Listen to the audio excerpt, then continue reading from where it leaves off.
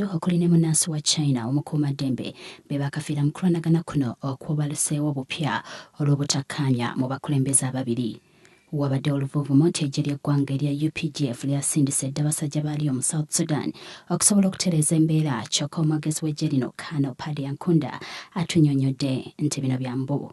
Bya bulimbe ebyo byonna ebigambibwa nti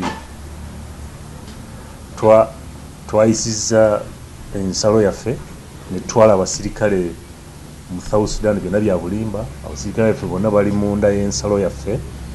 Kano Ankunda agamba waliwo emitendera egiyitibwamu okusindika abajaasi mu mbeera ng'eyo, wabula nga mu kiseera kino tewannabaawo abasaba kugenda Juba. Ffe ng'eggye tulina okusigala nga tukola pulaani zaffe. Pulaani gye tulina kati twagala vaayo nga December 2017. Naye ate jjukira nti waliwo abavaayo. Buli lwe tujjayo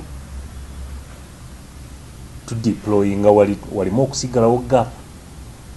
Kati be bano lwalabye lwe twatutte, naye pulaani yaffe twagala kujjayo amagye nga December 2017, okujjako nga waliwo ekintu ekinene ekireeseewo enkyukakyuka mu eyo pulaani.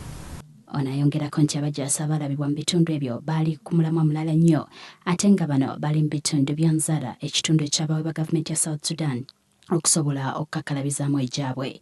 Wansi w'entegeke gye twagenderayo eri mu Central Africa, South Sudan yatuwa ekifo ekiyitibwa Nzara awali logistics